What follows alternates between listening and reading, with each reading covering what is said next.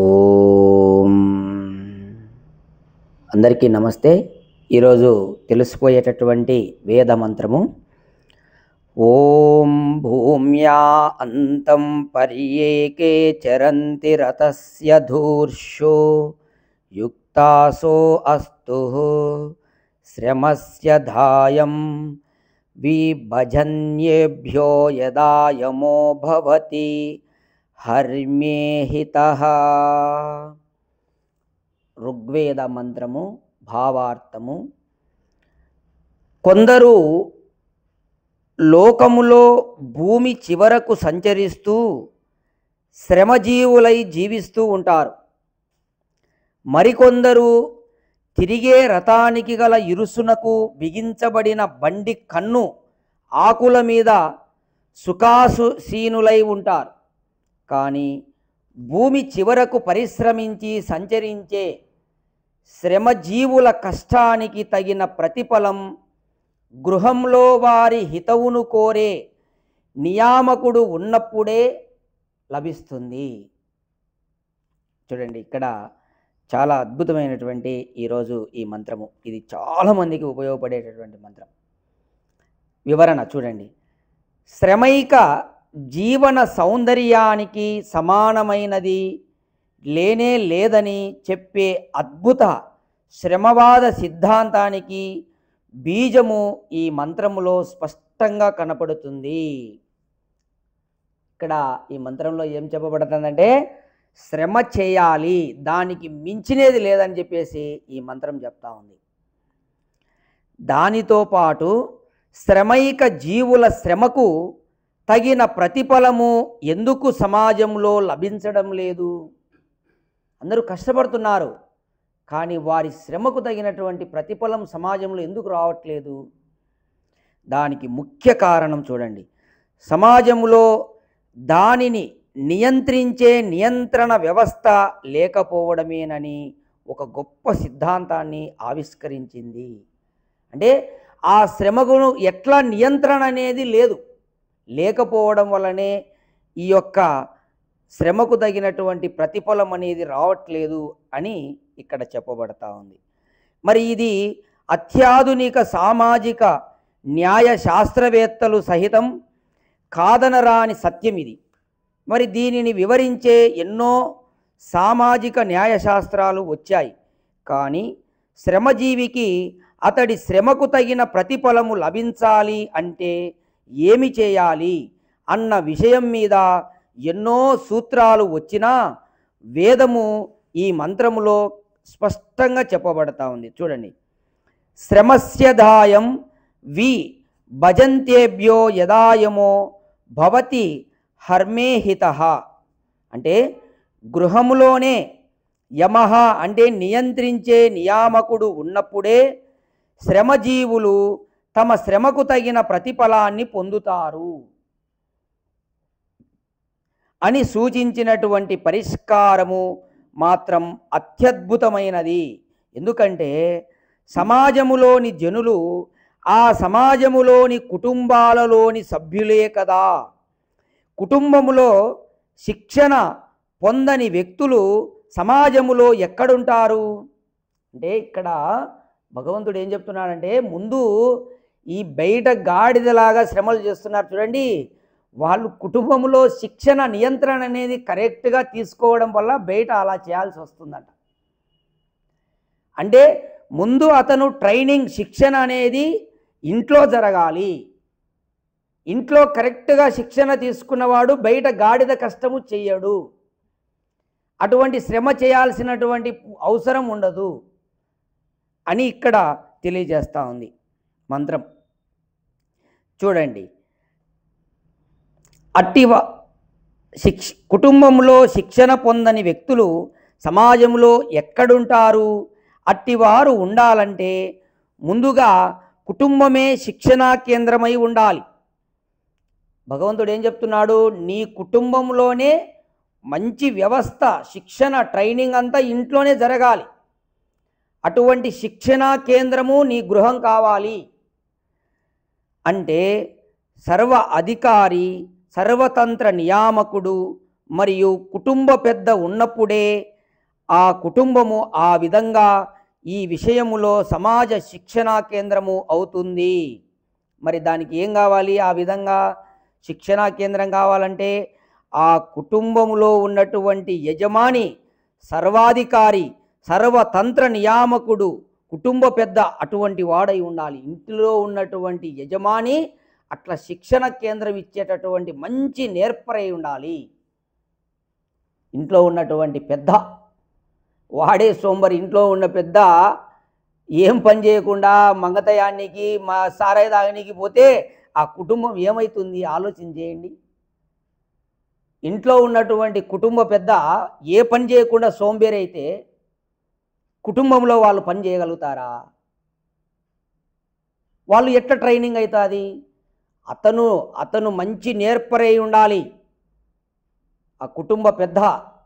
అప్పుడు ఇంట్లో వాళ్ళకు ట్రైనింగ్ కరెక్ట్గా ఇస్తాడు. ఇది భగవంతుడు చెప్పేది, మనం చెప్పేది కాదు ఇది. అటువంటి ఆ కుటుంబంలో ట్రైనింగ్ తీసుకున్నవాడు బయటికి పోయినా కానీ చక్కగా ఉంటాడు. వానికి శ్రమకు తగిన ఫలితం అక్కడ బయట పొందుతాడు. వానికి ఆ టాలెంట్ అంతా ఇంట్లోనే వ్యవస్థ అంతా వచ్చి ఉంటుంది. కాబట్టి ఈ విధంగా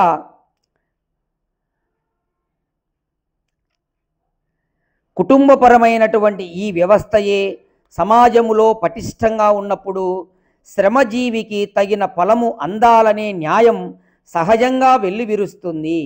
ఎన్నో వేల ఏండ్లకు పూర్వమే ఈ విధంగా వేదము ప్రతిపాదించినటువంటి ఈ సత్యాన్ని సమాజం ఇంకా గుర్తించలేదు.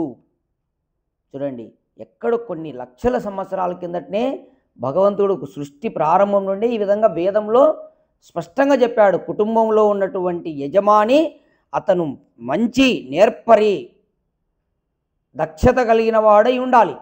ఆ కుటుంబాన్ని అంతా అతని మీద ఆధారపడి ఉంటుంది. వాళ్ళకు ట్రైనింగ్ ఇవ్వాలి ప్రతి ఒక్కరికి కూడా, ఇంట్లో ఉన్న వాళ్ళందరికీ కూడా. అప్పుడు ఏమవుతుంది? వాడు బయటికి పోయినా కానీ ఆ విధంగా శ్రమకు తగినటువంటి ఫలితాన్ని తీసుకొచ్చుకోగలుగుతాడు. అతనికి ఆ టాలెంట్ ఇంట్లో నుంచే వచ్చి ఉంటుంది. ఇది కొన్ని లక్షల సంవత్సరాల కిందటనే భగవంతుడు వేదంలో ఈ విధంగా చెప్పాడు. ఇక చూడండి, శ్రమజీవి శ్రమను దోపిడీ చేసే సమాజములోని దుర్వ్యవస్థను వేదం విడిచిపెట్టలేదు. చూడండి, ఆ విధంగా బాగా కష్టపడుతున్నాడు వాడు. సమాజం ఏం చేస్తుంది? వానికి శ్రమకు తగినటువంటి ఫలితం ఇవ్వడం లేదు. ఈ యొక్క దుర్వ్యవస్థ దీన్ని కూడా వేదం విడిచిపెట్టలే. ఏమంటుందో చూడండి, కవితాత్మక భాషలో అంటే ఒక కవితలాగా చెప్పింది. ఏమని? భూమ్యా అంతం పరేకే చరంతి రతస్య దూర్షు యుక్తాసు అస్తుహు. అంటే లోకంలో భూమి చివరకు తిరిగే శ్రమజీవులు కొందరుంటారు. అంటే ఏంటి? భూమి చివరకంటే అనేక దేశాలు తిరుగుతూ ఉంటారన్నమాట. వ్యాపార నిమిత్తం శ్రమ చేయడానికి, కూలీ పని చేయడానికి. ఇప్పుడు ఇక్కడ కొన్ని గోడౌన్లలో రాజస్థాన్, బీహార్ నుంచి వచ్చి ఇక్కడ పనిచేస్తున్నారు శ్రమజీవులు. ఎంత పనిచేస్తారు తెలుసా? 12 గంటలు ఆ దాల్మియాలో కానీ ఇక్కడంతా పనిచేస్తారు. 12 గంటలు పనిచేస్తారు. 12 గంటలు పనిచేస్తే వాళ్ళకి ఇచ్చే జీతం ఎంత? చాలా తక్కువ. 2-3 గంటలు లోపల ఆఫీసర్ పనిచేస్తాడు అంతే. అతనికి ఇచ్చే జీతము ఈ శ్రమజీవి కంటే 10 రెట్లు ఎక్కువ ఉంటుంది. ఇదంతా అట్లా ఎక్కడెక్కడో దూర ప్రాంతాల నుంచి ఇక్కడికి శ్రమ చేయడానికి, ఇక్కడ అది చెప్తుంది వేదం. భూమి చివరకు కూడా కొంతమంది శ్రమ చేయడానికి పోతారు. ఇక్కడ కూడా చాలామంది వలసకు పనికి పోయే వాళ్ళు చాలామంది ఉన్నారు. వలసలు పోతారు, 4-5 నెలలు అక్కడ ఉండి శ్రమ చేసుకొని వస్తారు.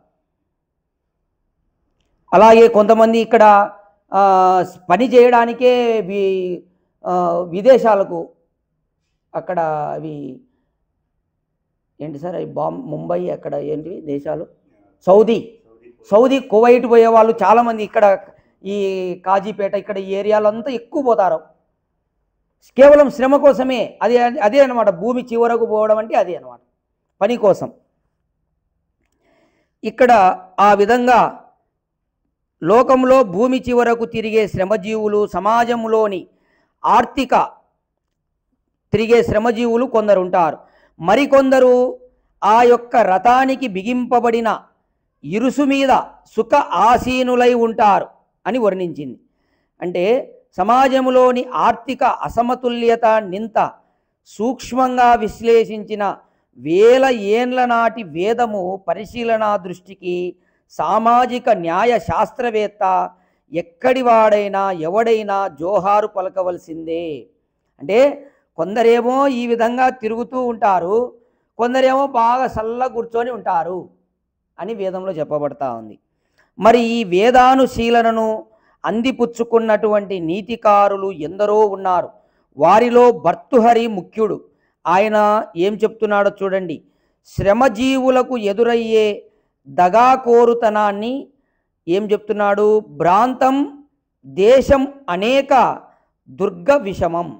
అంటే ఎన్నో సంకట మరియు విషమ పరిస్థితులను ఎదుర్కొంటూ దేశమంతా తిరిగాను, కానీ నాకు లబ్ధో న కారణ వరాటకో అపి, అంటే చిల్లి గవ్వ కూడా దొరకలేదు అని కనులకు కట్టినట్లు చెప్పాడు.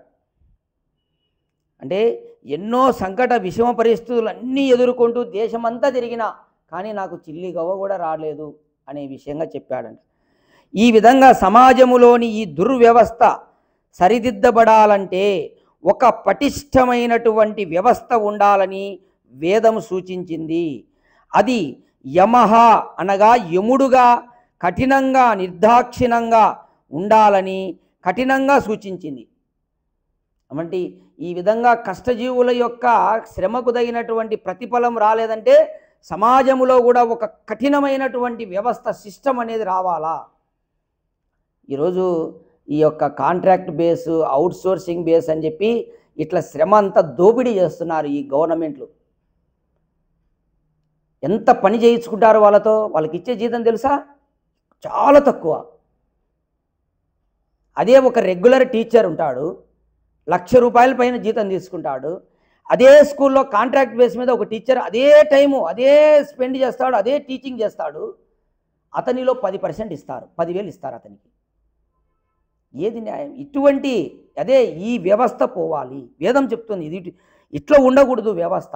దానికి ఒక పటిష్టమైన వ్యవస్థ ఉండాలి. శ్రమకు తగినటువంటి ప్రతిఫలము ఇవ్వాలి. అతను ఎంత శ్రమ చేస్తున్నాడు దానికి తగిన ప్రతిఫలం ఇవ్వాలి. ఇది నేను చెప్పే మాటలు కాదు, ఇక్కడ స్పష్టంగా వేదంలో పరమాత్ముడు చెప్తున్నాడు. ఇది అంటే ఇక్కడ ఏందంటే ఇది ఎంత పని చేస్తావో అంత నీకు రావాలి. తర్వాత ఈ విధంగా యముడంటే దండధరుడని అర్థం. అంటే సమాజ నియమాలను ఉల్లంఘించే వారి ఎడల దండధరుడు వలె కఠినంగా వ్యవహరించే సర్వతంత్ర సత్తాకమైనటువంటి నిష్పాక్షిక దృష్టి గల వ్యవస్థ ఉండాలని వేద అభిమతం. ఈ అభిమతాన్ని పేరు విన్నంతనే భయం కలిగే యమ శబ్దంతో వేదము నిర్దేశించింది. చూడండి, యమ అంటే ఎవడైతే తప్పులు చేస్తుంటాడో దుష్టుడై ఉంటాడో వాడిని దండించేవాడిని యముడని పేరు. ఇది వ్యవహారికంగా అయినా కానీ అట్లా ఈ విధంగా ఒక యమ శబ్దంతో వేదం నిర్దేశించింది. ఈ విధంగా ఈ నిర్దేశంలో మా హం రాజన్న కృత్యేన భోజం అనగా పరుల యొక్క సొమ్ము మేము భుజింపము అన్న సౌశీల్యము జనించాలని వేదము అభిలషించింది.